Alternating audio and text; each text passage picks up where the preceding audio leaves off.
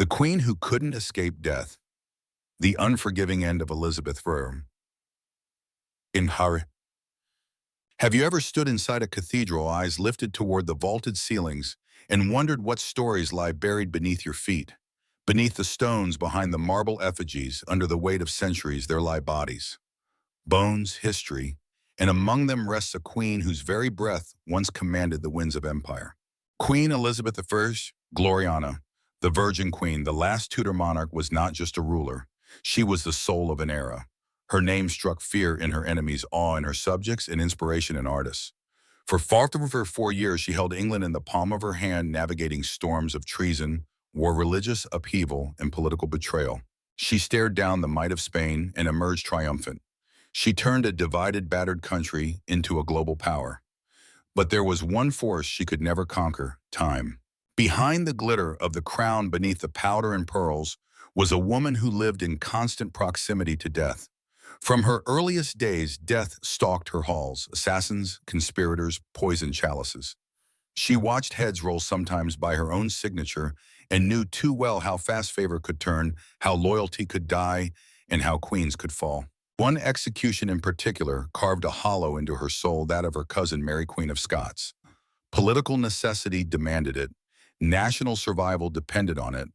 And yet, as she pressed the pen to parchment and sealed her cousin's fate, Elizabeth stepped a little closer to her own. Though she ruled with iron will, the burden of blood never left her.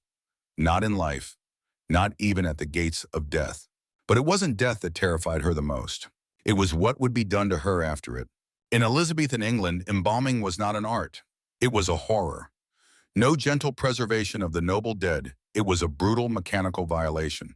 A queen's body, once robed in silks and diamonds, was reduced to flesh and cavity. The chest was sliced open with knives. The heart, the very heart that had held the dreams of a nation, was pulled out by hand. The stomach, the liver, the intestines were scooped out and replaced with pungent herbs, cloves, cinnamon, myrrh. Not for reverence, but to fight off the stench of rot. Elizabeth feared this, more than war, more than betrayal. She begged in her final hours that they not open her, not cut her, not scatter her body in pieces. She wanted to meet God as she was born, whole. She pleaded to remain untouched, unbroken, unmarred. But when the Virgin Queen died on the 24th of March, 1603, her crown passed to others, and with it, her commands were quietly erased. Duty took precedence over sentiment. Her body, cooling in silence, was carried to the embalming chamber. There, on a cold slab, the inevitable unfolded. Her chest was opened.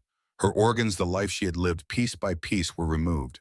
Her hollowed corpse was filled with fragrant relics of the spice trade, packed not with reverence, but urgency. This wasn't preservation. It was prevention. A decaying monarch could explode during a royal funeral, quite literally. The buildup of internal gases was known to split coffins apart, spewing a grotesque spectacle before horrified mourners. And so Elizabeth was sealed. They wrapped her in crimson velvet, embroidered with Tudor roses, symbols of a dynasty that had now come to its final breath. They placed her in a lead-lined coffin. It was a tomb and a prison both, not just to enclose majesty, but to contain decay. The procession began. The royal barge drifted down the Thames through fog and silence. Thousands lined the riverbanks, their heads bowed. Black-clad nobles, pale-cheeked children, all mourning the end of an era. But among the hush was something else. Something off. A scent, faint clinging, sickly sweet. The coffin, even encased in lead, could not fully silence death. The gases were escaping, not in sight but in scent, a reminder that even queens decay. Had the lead cracked, had the pressure triumphed, the world might have witnessed a dreadful end, an explosion of flesh and fragrance, majesty undone in horror. But the coffin held, barely. Elizabeth was interred in Westminster Abbey. Her tomb gleamed above, marble, gold, serenity carved in stone. But beneath a far crueler truth. Nearly 300 years later, during the reign of Queen Victoria, that truth was uncovered. Dean Arthur Stanley, a curious clergyman, was granted permission to explore the sealed tombs beneath the abbey. Lantern in hand, he descended into the cold, breathless dark. The air was thick with rot and reverence. Silence weighed heavy, and there in the cramped vault of royal dead, he found her, or what was left of her. Elizabeth's coffin had collapsed. The rich crimson was now mold-bitten and brittle, the wood gone, the lead warped, bulging under pressure. The initials ER still faintly etched Elizabeth Regina, a whisper of a once mighty queen. But that was not the end of the shock. Above her lay the remains of her half-sister Mary Warren, Bloody Mary. In life they had been rivals. Their feud had scorched England in fire and faith. And now in death they lay together, stacked, silent. Queens entombed not in peace but in proximity, neighbors for eternity.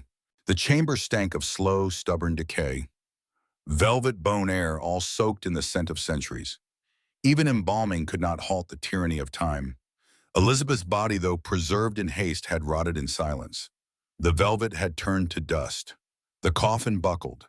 The gases long imprisoned had twisted her resting place into a fragile relic, a ticking relic. Above, tourists now stroll. They marvel at the beauty of the abbey, the music, the light, the history. They step lightly, unknowingly above the ruins of royalty, above the bloated remnants of a queen who once ruled oceans. Elizabeth's tomb is more than a monument. It is a message, a lesson not carved in marble, but in mortality. That no power, no crown, no empire can cheat decay. Velvet fades, lead bends, and the body, even one kissed by kings, is claimed by the earth. She remains a legend in books, in portraits, in tales of glory. But in truth, she rests as dust in a cracked box beneath stone. Her reign ended with grandeur. Her body ended with rot. And in that truth, we see it clearly. Time is the only true monarch, and even queens must bow. Beneath the soaring arches of Westminster Abbey, where millions have gazed up in awe at the grandeur of a forgotten age, lies a truth far more silent, more haunting. Beneath the marble, beyond the majesty, hidden in the shadows of time, is a tomb. And in that tomb, the body of a queen. Not just any queen, but Elizabeth I Gloriana, the Virgin Queen, the last great monarch of the Tudor line. She once ruled an empire, silenced her enemies, and carved her name into the bedrock of history. She commanded fleets, outwitted kings, outlived assassins. And yet beneath stone and velvet and centuries of legend, she decays like all the rest. Her once gilded coffin has collapsed, the wood eaten by time, the lead warped and bulging, the crimson velvet faded and brittle. Her initials ER, barely visible, a whisper of glory drowned in rot. Even she, the queen who defied popes and princes, could not escape death. And yet something endured. Because while her body failed, her story lived. Not because of her crown, but because of her choices.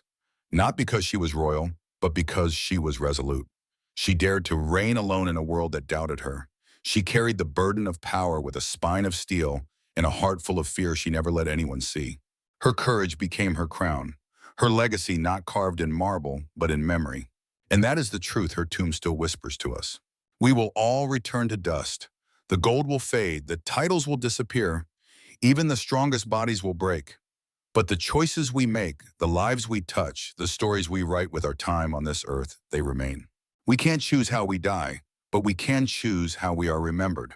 So live not for the applause, but for the echo. Live not to be admired, but to be remembered. Live with such fire that even when your bones have turned to ash, the warmth of who you were still lingers in the world you leave behind. Because like Elizabeth, one day your body will be still. But if you live boldly, truly, and without regret, your story never will be.